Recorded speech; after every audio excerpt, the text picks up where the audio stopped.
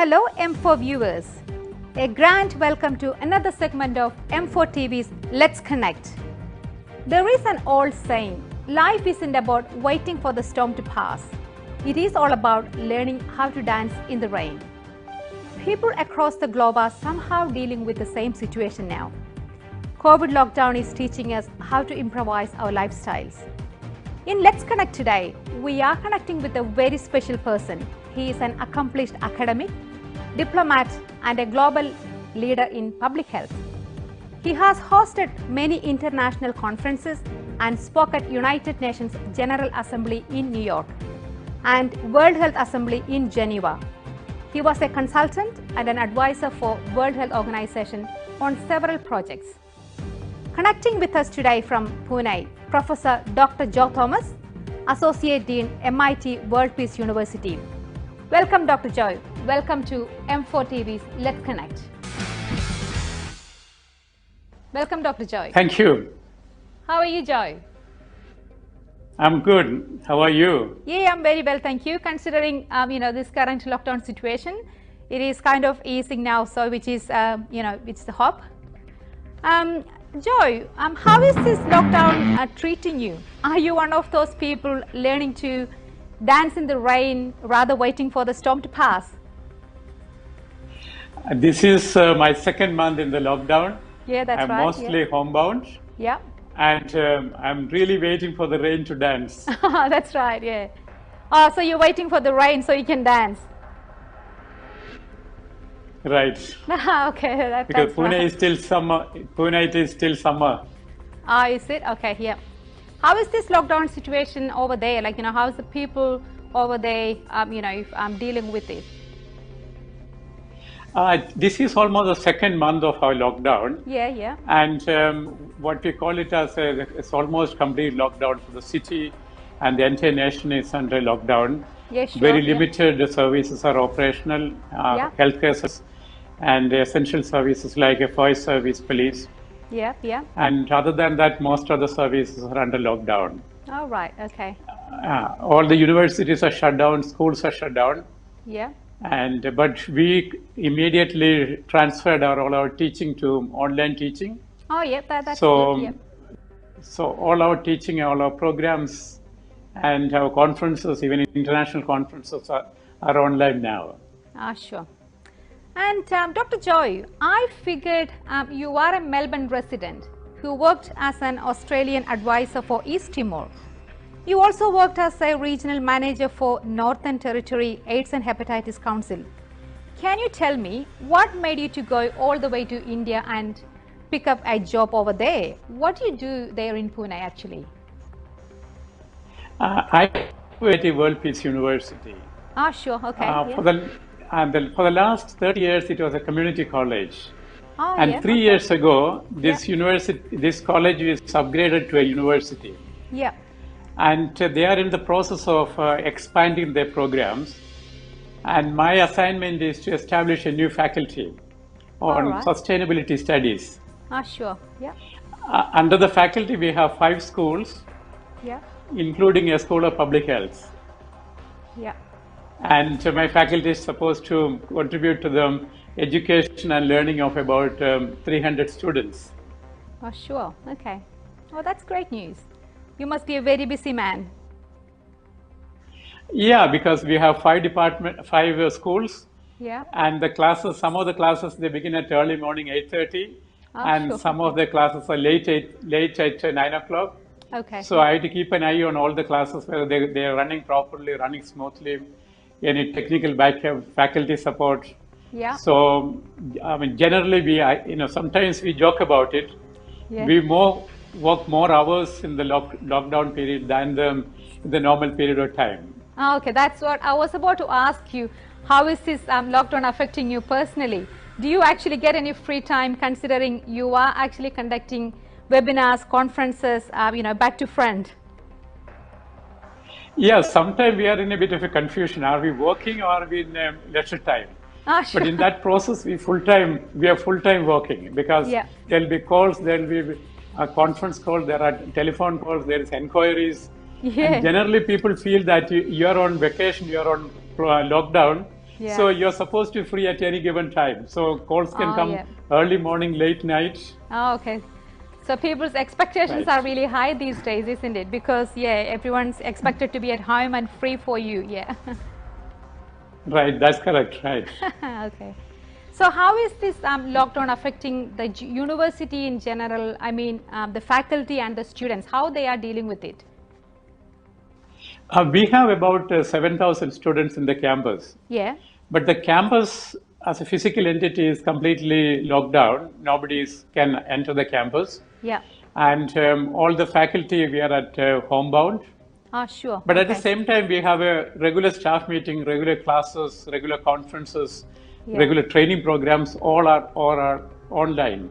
Okay. And one of the surprising thing is that this transition from a physical classes to online classes is just happened probably within a week. Within 3-4 days, we managed to figure out how to do the entire program really online. Great. Like, probably you've got a, really good technology support system. We have a technology support system. Entire IT team is actually they're working 24/7. Yeah. I think that's the same situation in, just around the globe. All the IT companies and the, technical support people are really feeling the crunch. Right, that's correct. Yeah.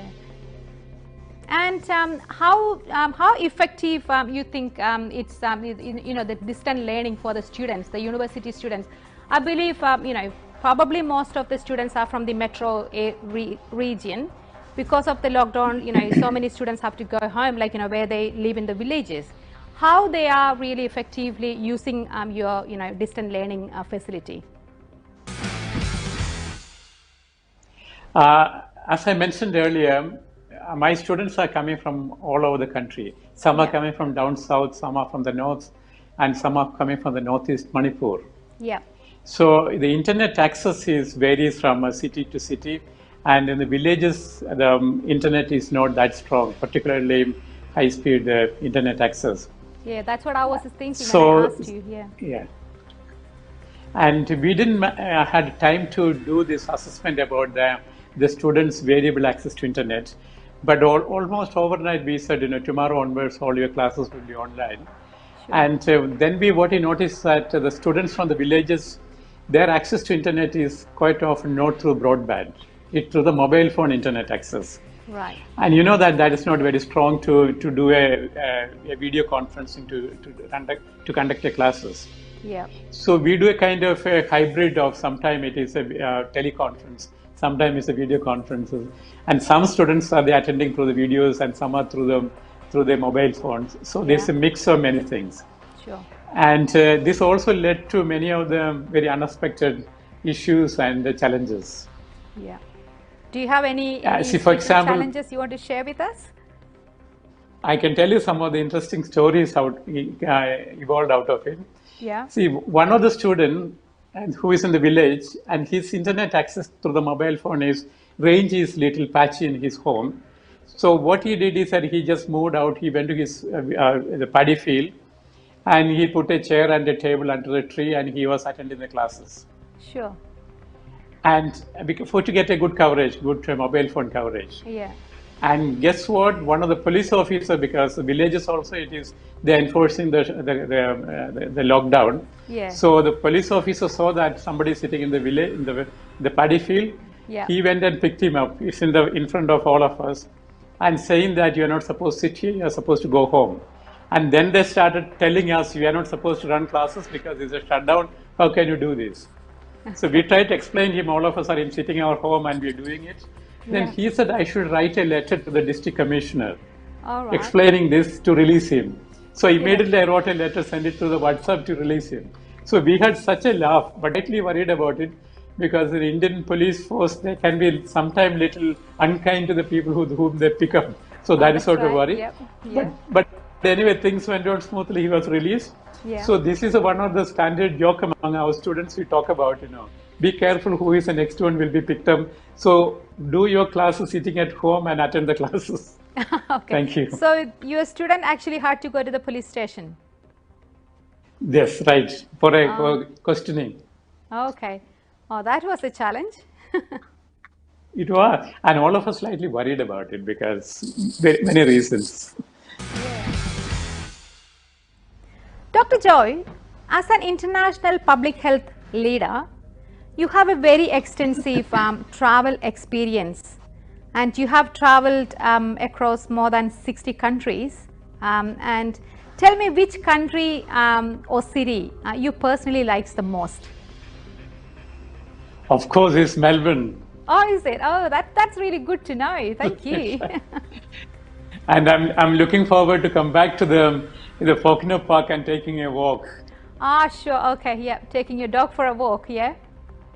Right. Oh, that's beautiful. Yeah. So it's getting a little bit cold this week here, but anyway, hope we are getting into the winter season, so that's expected, isn't it? Dr. Joy, as a global public health leader, what is your assessment of the current situation of COVID-19 pandemic affecting India, and how effectively do you think India is dealing with this current situation? Like many other countries, India was also not prepared to face a pandemic like a coronavirus epidemic. Yeah. So I would say that the response is all of a sudden without much planning into it. But at the same time, in general, they're doing reasonably good in terms of identifying the cases, testing extensively in the national level, and also the contact tracing. Yeah. And those who are suspected to be at the risk of infection, and they were quarantined or they were sent for the treatment.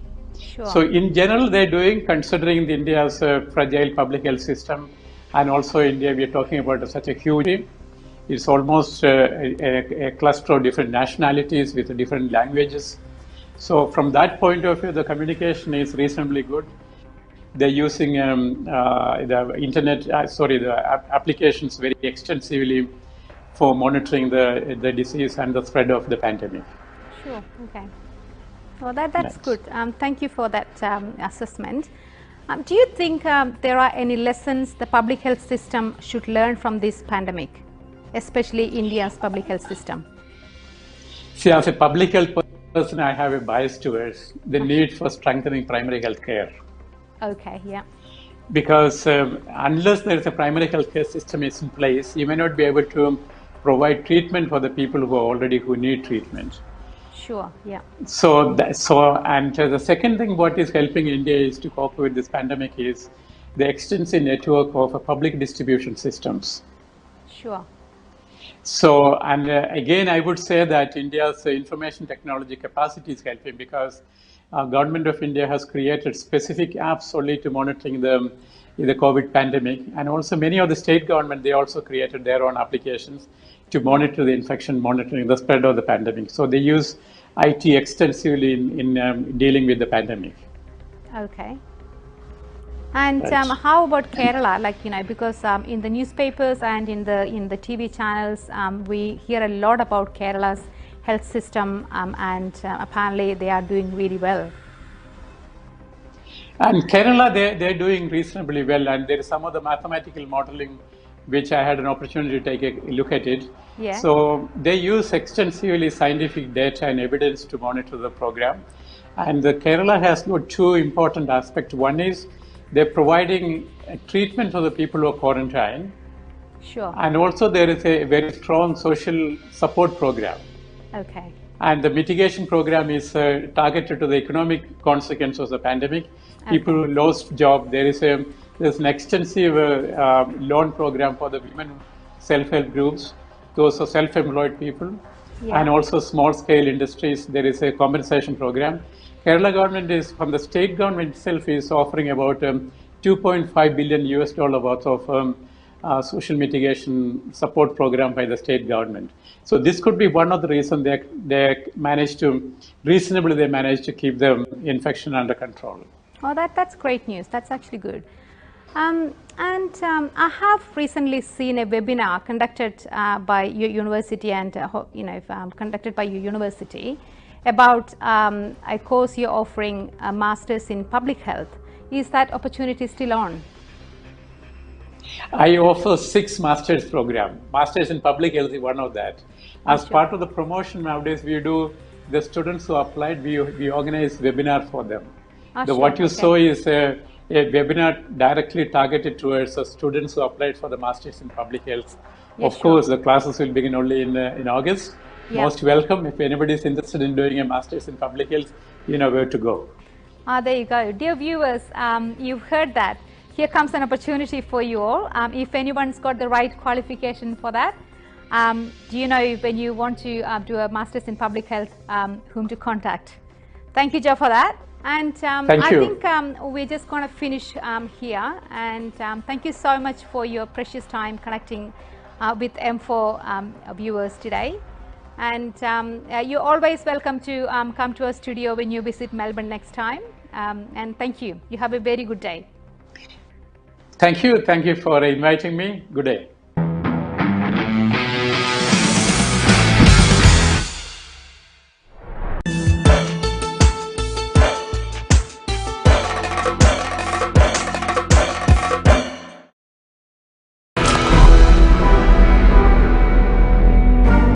First of all, most important, do not panic. Caution is far better than panic. Secondly, let's talk about hand hygiene. Wash your hands regularly with soap and water or use an alcohol-based